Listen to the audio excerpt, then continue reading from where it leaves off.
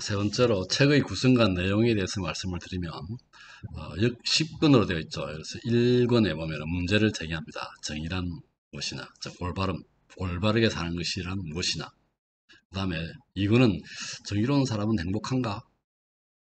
정의 자체가 좋은 것인가? 물론 이 책 내용에서 보면은 정의 자체가 좋은 것이라고 설명을 요구하죠. 소크라테스한테. 그래서 소크라테스가 작은 글씨보다는 큰 글씨가 잘 보이니까 국가의 예를 들어서 설명하겠다 해서 국가 얘기가 나옵니다. 국가에서 보면 이제 3번에 수호자 이 집단과 생산자 집단이 있는데 이 수호자 교육을 어떻게 할 것이냐.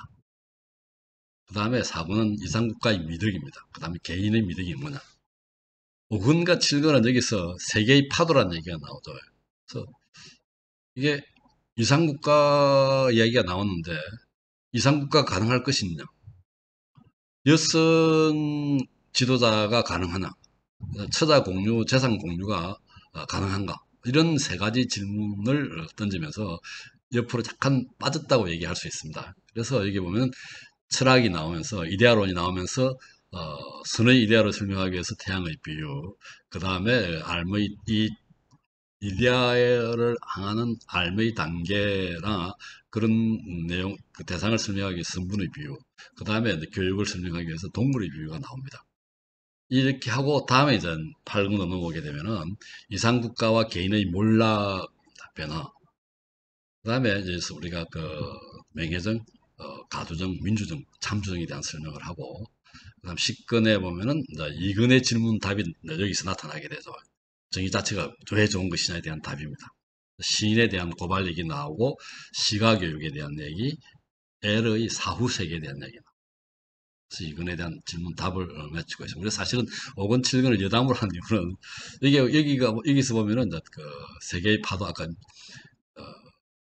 철인왕 국가가 가능할 것이냐에 대한 그런 질문으로서 약간 빠졌다가 다시 돌아오게 됩니다.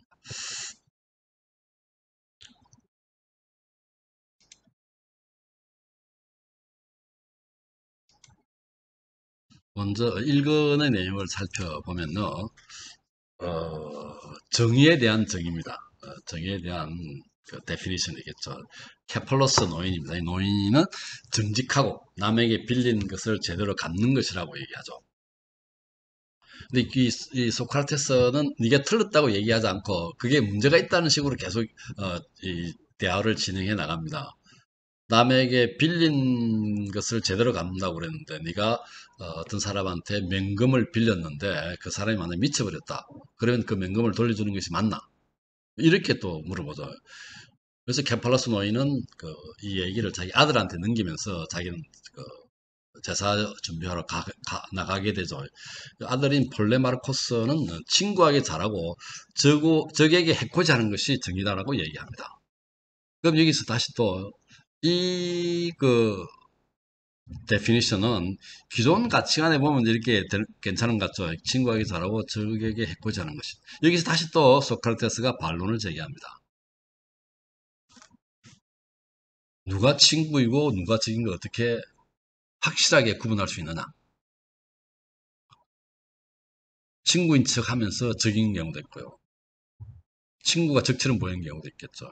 그리고 어쨌든 해코지 한다는 것이 바람직한 삶, 정의롭게 사는 올바른 삶을 사는 사람이 해코지 한다는 게 가능한가? 이렇게 좀 물어보게 되죠. 여기서 폴레마르코스의 관점이 조금 타격을 입게 되죠. 그래서 그 당시 유명한 소피스트인 트라시마코스가 끼어듭니다. 강자에게 유익한 것이다. 자, 폴레마르코스는 기존 가치관적 관점이라고 볼 수 있고요. 트라시마코스는 정치적인 관점이죠. 경험주의적 접근입니다. 그래서 남에게 좋은 것이라는 거죠. 좋은 것이고 자기에는 불리한 것이라. 이게 정의다라고 얘기합니다. 불의는 자신이 좋은 거래요. 그래서 트라시마코스가 개반론자답게 설명을 하고 있습니다. 불의한 자의 삶이 올바른 사람의 삶보다 낫다고 얘기합니다. 위에 이 의견에 대해서 소크라테스가 반론을 제기합니다. 이 반론을 제기하면서 자기도 모르게 이게 그 끌려가게 되죠. 트라시마커스가 이 소크라테스한테. 그러면서 제일 끝에 1권의 마지막이 뭐냐면 좀 헷갈리게 되어 있습니다. 정의가 무엇인지 모르는 한 정의가 미덕인지 아닌지 미덕이라는 행복한 거죠. 그 당시 행복이 인생의 목표였죠. 그래서 행복한 것이 모른다고 그 1권이 끝나게 됩니다.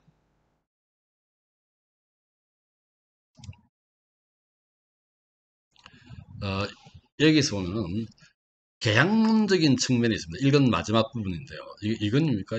이건 1권일 텐데 잠깐 확인해 보겠습니다.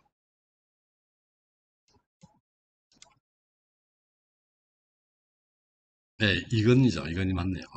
맞습니다. 어, 이제 계약론적인 입장입니다. 이게 뭐냐면 어, 정의는 서로의 불이익을 최소화하기 위해서 상호 협약을 맺은 겁니다. 가장 바람직한 경우는 불의를 행하고 벌받지 않는 경우죠. 개인의 입장에서 보면 가장 바람직하지 못한 경우는 불의를 당하고도 보복하지 못하는 경우입니다. 사람들은 이제 불의를 당할 가능성에 대한 두려움이 있기 때문에 이것 때문에 타협을 맺는 거죠. 그래서 이 두 개를 상호 협약입니다. 이게 이런 계약론적인 접근입니다. 정의는 이런 것이라는 얘기죠. 정의는 이런 서로의 불이익을 최소화하기 위한 상호 협약이라고 얘기합니다. 그런데 기계수의 반지라고 있죠. 이 반지를 끼게 되면은 아무도 자기를 볼 수가 없습니다. 그렇기 때문에 이 기계수의 반지를 떠놓고 두 사람, 불의한 사람, 정의로운 사람을 비교하면은 어떻게 되느냐. 결과는 사람은 마지못해 올바르게 행동하지, 알아서 올바르게 행동하지 않는다는 얘기죠. 그래서 계약론적 입장의 정의는 얼마든지 깨질 수 있답니다. 이 기계수의 반지를 통해서 보면요. 사람이 안 보는 데서는 정의롭게 행동하지 않는다는 얘기죠. 그래서 글라우콘은 이 대화에 참여하고 있는 플라톤의 형으로 나와 있습니다. 다음 세 가지 불주를 정의하고 정의가 그 자체 때문에 좋다는 것을 설명해 줄 것을 요청합니다. 세 가지가 뭐냐면 그 자체가 좋은 거죠. 우리가 말하는 파티를 한다든지 해롭지 않는 즐거움입니다. 자체로 좋은 것이고요. 그 다음에 그 자체도 좋고 결과도 좋은 것입니다. 이게 뭐 건강한 거라든지 지혜로 이런 거죠. 지혜, 건강 이런 것이 자체도 좋고 결과도 좋은 것이고요. 그 다음에 결과가 좋았어. 즉 수단으로 하는 거죠. 결과가 좋아서 하는 겁니다. 이런 치과 치료 같은 경우는 굉장히 아픕니다. 그러나 결과가 좋죠. 신체 단련 힘듭니다. 그러나 신체가 단련된 결과가 좋죠. 돈 벌기 어렵죠. 힘듭니다. 그러나 결과는 돈을 벌게 되죠. 그래서 결과가 좋은 것, 즉 자체가 좋은 것, 결과가 좋은 것, 둘 다 좋은 것 이렇게 분류를 하고요.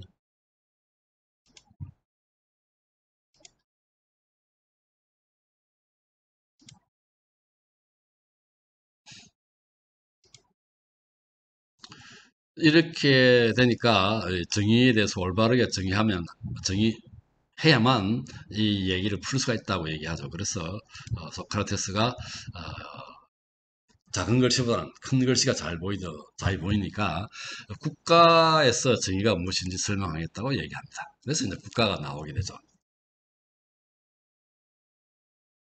그래서 개인 사이의 그 정의보다는 국가를 두고 정의를 설명하는 게 훨씬 더 이해가 편하고 작은 글씨보다는 큰 글씨가 잘 보이듯이 이해가 빠를 거라고 얘기해서 국가를 들고 나옵니다. 국가의 기원을 설명하죠.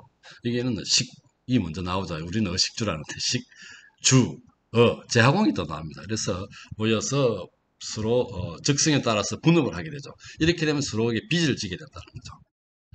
앞에서 케팔로스 노인이 비단지고 갈 수 있는 게 참 좋은 거라고 얘기했는데요. 이 빚이 나오게 됩니다.